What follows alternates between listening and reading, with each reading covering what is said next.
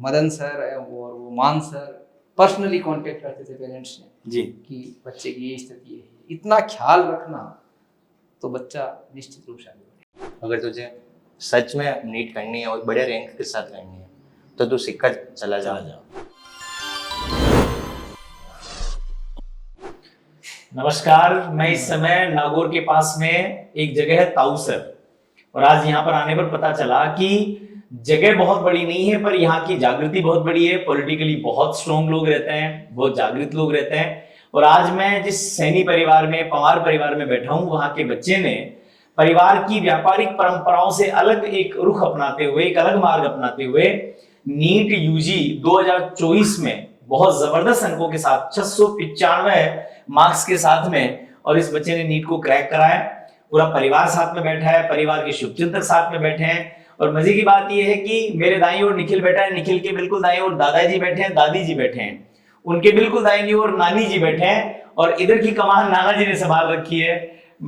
भैया बैठे हैं, इनके गुरुजी बैठे हैं, राजपाल जी, दिनेश जी बैठे हैं, पूरा परिवार साथ में है। और ये बहुत सौभाग्य की बात होती है कि किसी बच्चे के जीवन में आने वाली बड़ी सफलताओं के साक्षी यदि दादा दादी और नाना नानी बने तो इससे बड़ा सौभाग्य कुछ नहीं हो सकता। मैं पूरे सैनी परिवार को बहुत बहुत बधाई देता हूं। और सबसे पहले मैं निखिल के दादाजी से बात करना चाहूंगा। साहब, बहुत बहुत बधाई आपने। बहुत अच्छी बात, बहुत खुशी की बात। टाबरियो डॉक्टर बन गो, मतलब मजो आयो, मतलब सुन बहुत जोरदार। परिवार में पहले तो कोई डॉक्टर कौन बने दिखे टाबर? वही कोई बनी। अच्छा, पहली एक बनेडो है। एक के लिए वो हाँ, एक बनेडो, दूसरे पे बन गो, दूसरा नंबर। तो मन लगा दो दो को तो डॉक्टर का जना, तो आपने तो कोई बीमारी तो करना नहीं कुंदी की नहीं है। दादी जी को के वो है, बहुत खुशी हुई। धन्यवाद आपका। और पहले सबसे पहले मेरे राणा भाई जी की धन्यवाद, और बाद में शिक्षक की धरती को धन्यवाद, और फिर प्रिंसिपल सर को भी बहुत बहुत धन्यवाद, उसके पीछे निखिल को धन्यवाद। धन्यवाद तो आपको हृदय था, आशीर्वाद था, आशीर्वाद से खुशी हुई। पहले से पहले राहुल निकला जी, राहुल के बाद में निखिल, अभी जी। दो और तो बना है, झिलमिल और मुस्कान की। वो भी बिल्कुल मुस्कुराएगी, उनकी भी झिलमिलाहट पूरा ताऊसर देखेगा, निश्चित मान के चलिए। फिर कुछ भी नहीं, इसके बहुत बहुत बधाई आपको जी। निखिल से बाद में बात करेंगे, जब बड़े होते हैं तो निखिल से तो क्या बात करें। निखिल से तो जो सवाल है वो हम क्या करेंगे, क्योंकि इसने तो 695 अंक ला करके इस बात को सिद्ध कर दिया है कि यदि आप एकाग्र होकर अपने लक्ष्य की तरफ आगे बढ़ते हैं तो निश्चित रूप से सफलताएं आपको मिलती है। मेरे बाईं ओर बैठे हैं राजपाल जी सर। बहुत सारे यहाँ के आसपास के बच्चों को, इवन बच्चों के पिताओं को, निखिल के जो पापा हैं वो सर के शिष्य रहे हैं, और अपने शिष्य को वो कहते हैं कान पकड़ करके कहना कि नहीं, बच्चे को इस दिशा में भेजना है, ऐसा मार्गदर्शन प्रदान करने वाले राजपाल जी भी हैं। सर, बहुत बहुत बधाई आपको, प्रणाम।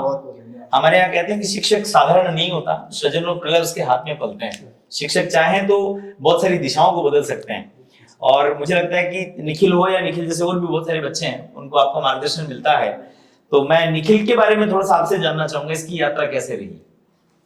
ये शुरुआती दौर में मुझे जब इसके पिताजी से जानकारी मिली जी कि बच्चा किस तरीके से पढ़ाई कर रहा है, क्या कर रहा है, तो लगा कि इसमें कुछ दम तो है।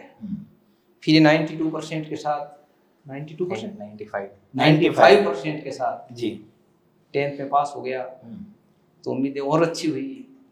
फिर मेरे पास विकल्प सिकरी था जी तो मैंने, मेरे भांजा है सर्वेश भाकल जी, उसका मैंने मन बना लिया कि उसको मैट्रिक सीखकर भेजना है। ठीक है, तो इनसे संपर्क किया तो ये भी एग्री थे कि हम भी भेज देंगे।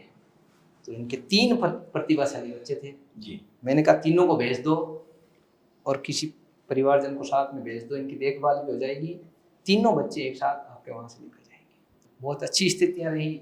ये जाते ही वहाँ पर फीडबैक लिया तो मैट्रिक्स की स्थितियाँ देखकर हम बहुत खुश हुए कि बहुत अच्छा चल रहा है वहाँ पर, बहुत अच्छा ध्यान रखा जा रहा है। मदन सर और वो मान सर पर्सनली कांटेक्ट करते थे पेरेंट्स ने जी कि बच्चे की ये स्थिति है, इतना ख्याल रखना तो बच्चा निश्चित रूप से आगे बढ़ेगा। बहुत बढ़िया। और इसने करके भी दिखाया है जी, ये स्कोर हासिल किया, बहुत बड़ा स्कोर है। टॉप 2000 में आ जाना, जी। लाखों में से निकल गए, 24-25 लाख बच्चों में से टॉप के 2000 में आ जाना, हाँ, बहुत बड़ी बात है, बहुत बड़ी बहुत बड़ी उपलब्धि बात, है। बहुत बड़ी बहुत बात। एक पढ़ा लिखा आदमी इस चीज को समझ सकता है जी कि कितना संघर्ष है, कितना टफ कंपटीशन है, जी, उसमें बच्चे ने निकाला है। तो निश्चित रूप से बच्चे में टैलेंट है। बिल्कुल। दिनेश जी बैठे हैं सर, व्यवसाय के क्षेत्र में, राजनीति के क्षेत्र में सक्रिय हैं आप, और मामा जी मामी जी लगते हैं आपके? मामा जी मामी जी का पोता ये निखिल के बाबा जी है। जी जी जी तो परिवार में जब एक बच्चा परिवार की परंपराओं से अलग जाकर के शिक्षा के क्षेत्र में अच्छा करता है तो निश्चित रूप से अच्छा होता है। आप तो सार्वजनिक जीवन में हैं तो बहुत सारे लोगों के पास आपके भी रिस्पॉन्स आए होंगे, क्या रिस्पॉन्स है ताउसर में लोगों का? ताउसर में अच्छा रिस्पॉन्स है जी। कभी निखिल का नंबर आया, हमें भी गर्व है सबको, और महादेव की कृपा हुई है इसमें। सही बात है, तो ये बढ़िया बात है, और आपके मैट्रिक्स को इसके लिए धन्यवाद है बहुत। थैंक यू सर, बहुत बहुत धन्यवाद। आप नाना जी हैं, मैं तो आपने एक कहावत है बोली मूड से ब्याज प्यारो लगे, और अब तो वो तो और भी मतलब नाना जी के लिए दो को तो और ही स्नेह है। तो जिस दिन रिजल्ट आया जना नानी जी के पूछा था ने, कुछ पूछेगे नानी जी? पूछा कि आप फोन करके बात नहीं की हो। अच्छा, निकल फर्स्ट आया है, हाँ, अच्छा नंबर आया है, खुश है मतलब? हर कोई मिले आदमी को भी मिले पूछे जी कि तान निकल की आवाज बड़ी अच्छी है, पास हुई है, अच्छा पास हुई है। ठीक बात है। थाने को बताइए साहब, निखिल ये जो लोग बैठे हैं ये मान के चलो कि संभवतः अंतिम पीढ़ी है जो बिना सोशल मीडिया की है, ये बिना फेसबुक वाले, बिना इंस्टाग्राम वाले लोग हैं, पर इनका जीवन बहुत शानदार है। तो इनके पास में रह करके बड़ा होना ये सौभाग्य की बात है। मैं यहीं से शुरुआत करता हूँ कि आपने सोशल मीडिया इस्तेमाल किया क्या अपनी तैयारी के दौरान? नहीं, तैयारी के दौरान सोशल मीडिया तो फोन तो था ही नहीं मेरे पास, टच वाला। अच्छा, बस कीपैड वाला फोन ही था बात करने के लिए घर पे। मैट्रिक्स पहुंचे तब नागौर से निकल करके मैट्रिक्स सीकर जाना, हल्का सा माहौल में चेंज आता है, थोड़ा खुलापन ज्यादा है, लोग बहुत ज्यादा हैं, तो कई बार डाइवर्जेंस आते थे कि कहीं घूमे फिरे, मूवी देख के आए? हाँ, डाइवर्जेंस आते थे। एक दो बार पूछा भी था पापा को कि मैं मूवी देखने जा रहा हूँ। हाँ। तो पापा ने बोल दिया कि नीट होने के बाद चले जाना, अभी तो तू पढ़ ले बस। ठीक बात है।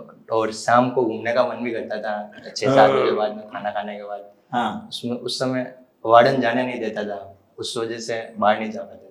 तो बेनिफिशियल रहा। हाँ, बहुत ज्यादा बेनिफिशियल था। अगर घूमने जाता था 2 घंटे मिनिमम वेस्ट होते हैं। सही बात है, जाना आना, फिर वो बहुत सारी चीजें बिगड़ जाती हैं उसमें। 2 घंटे तो वहां हो जाते हैं, फिर उन 2 घंटों की बातें 3-4 घंटे तक आगे और चलती है, आगे और चलती हैं। तो उसमें दिमाग ज्यादा टाइम। मैट्रिक्स का जो सिस्टम था, एकेडमिक सिस्टम था, वो आपको यहाँ से कैसा क्या अलग लगा और कैसे हेल्प करा उसने नीट को क्रैक करने में? टोटली डिफरेंट था, बढ़िया था एकदम। मतलब यहाँ तो इतना सिस्टम नहीं था कि क्लासेस प्रॉपर हो, सिलेबस टाइम पर हो। वहाँ पे क्लासेस भी प्रॉपर थी मेरी, सिलेबस भी पूरा था, और टीचर की पहले दिन ही मैं मदन सर के टच में आ गया। मुझे क्या 11th के पुराने बैच में डाल दिया कि जिसमें 1 महीने 11th और चलेगी। फिर मदन सर उस क्लास से बाहर आके जानता नहीं था कि मदन सर है। मैंने उनको बोल दिया कि सर मेरी 11th प्रॉपर है, मुझे 12th वाला जिस बैच में अभी 12th चल रही है उसमें डाल दो। तो उन्होंने बोला यार अभी तो 1 महीना हो गया, तू कवर कर लेगा क्या? तो उन्होंने बोला अगर कवर हो जाता है तो तू आ जा। तो आ गया। फर्स्ट टेस्ट में भी मेरे 700 नंबर आ गए। तो उस समय मदन सर के टच में आ गया कि हाँ। फिर बाद में मदन सर पापा से बात करते रहते थे, और मेरे से भी जब नंबर कम आते थे 650-600 आ जाते हैं, तो मतलब बोलते कि मेहनत कर और जितने हो सके उससे ज्यादा कर। खूब मोटिवेट करते हैं मदन सर, खुद भी बहुत मेहनत करते हैं। मदन टीचर्स भी बोलते थे कि मदन सर से गाइडेंस हम लोग लेते हैं और उनसे गाइडेंस लेकर हम आप लोगों को देते हैं मदन सर से गाइडेंस लेने के बाद। सही बात है, तो वहाँ डायरेक्ट ही गाइडेंस मिलने लग जाए तो इससे बढ़िया और क्या चाहिए? हाँ, डायरेक्ट ही मदन सर से गाइडेंस। टेस्ट वगैरह का सिस्टम, रिजल्ट आया तब कहाँ थे उस दिन? रिजल्ट आया उस दिन तो मैं शायद उस दिन मैं हैदराबाद था। अच्छा, नानी के घर वहाँ घूमने गया हुआ था। ठीक है। तो रिजल्ट आ गया तो मैं वहीं था, मामा के साथ सेलिब्रेट वहीं किए। मम्मी का फोन आया? हाँ, मम्मी का पापा का। क्या बोले? कि रिजल्ट तो मुझे पता चल ही गया। हाँ, कि उन्होंने बोला कि ठीक है, बढ़िया है, अभी आराम कर। ठीक है, चलिए बहुत अच्छी बात है। और जैसे वहाँ टेस्ट वगैरह होते थे, उसने आपको कैसे हेल्प करा? स्टडी तो मतलब थोड़ा हेल्प करता है, पर ज़्यादा से ज़्यादा मेरा इम्प्रूव टेस्ट से ही हुआ। मैं बहुत ज़्यादा गलतियाँ करता था, मतलब 650 से 700 लाने में सबसे ज़्यादा हेल्प टेस्ट नहीं की है मेरी। ठीक बात, अभ्यास इसने बार बार कर दिया। और टेस्ट का एनालिसिस करना, क्योंकि टेस्ट पेपर तो बढ़िया ही होते थे, नंबर तो कटने ही थे उसमें। तो जो नंबर कटते थे उसका वापस एनालिसिस करता था ना कि कट क्यों रहे हैं। हाँ, तो उससे बहुत ज़्यादा इम्प्रूव हुआ था।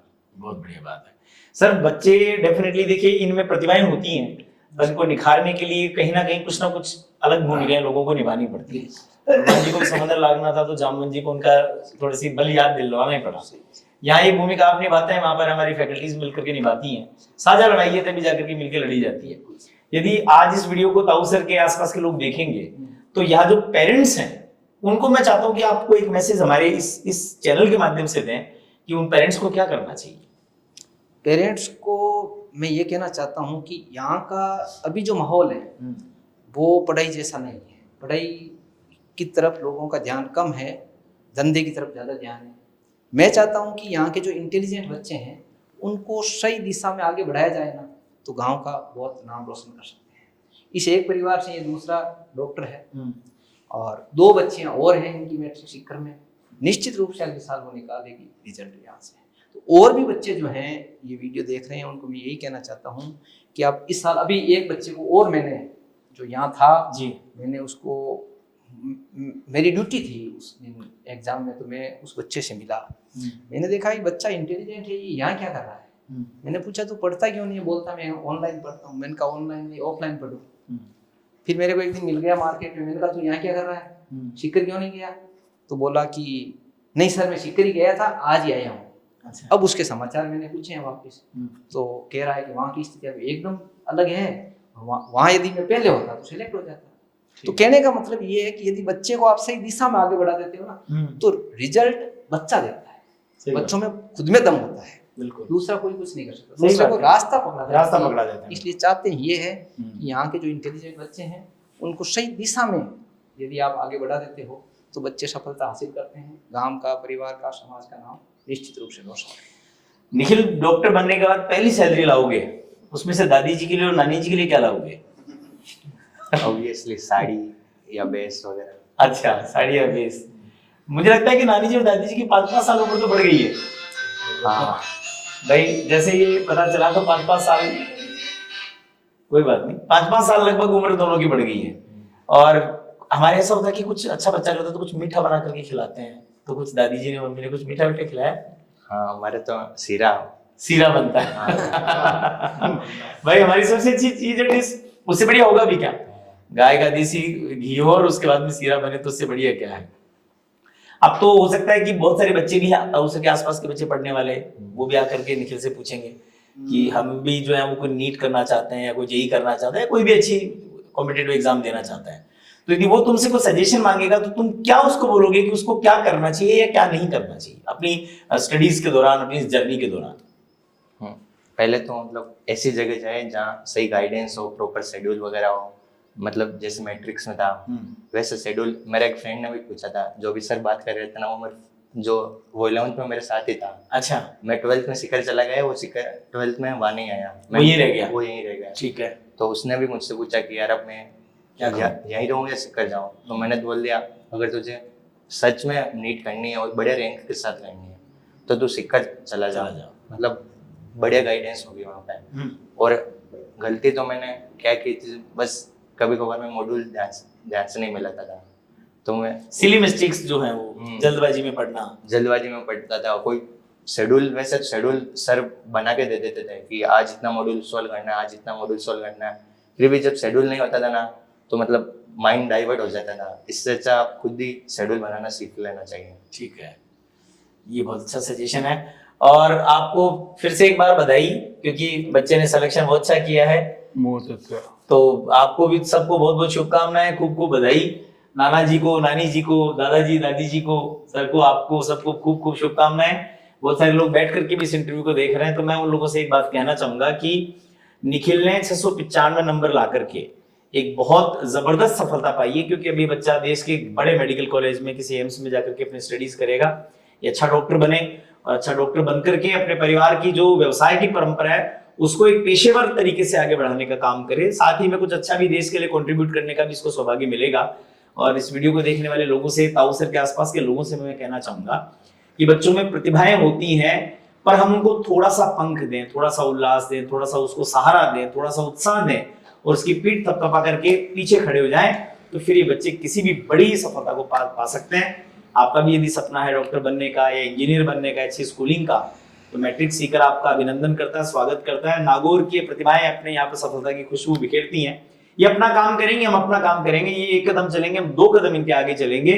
मैं आपको आमंत्रित करता हूं कि आप मैट्रिक्स आइए। साथ में इस पूरे पवार परिवार को, सैनी परिवार को खूब खूब बधाई, और सब लोगों के जो चेहरे पर ये मुस्कान, ये उत्साह जो सफलता का है, ये ईश्वर आगे भी ऐसे ही बना करके रखे। आगे भी परंपराएं, आगे भी जो बच्चियां पढ़ाई कर रही है वो बहुत अच्छा करें। इन्हीं शुभकामनाओं के साथ पुनः आप सबका सब खूब खूब धन्यवाद, बहुत बहुत धन्यवाद, बहुत बहुत शुभकामनाएं आपको। बहुत बढ़िया, सच।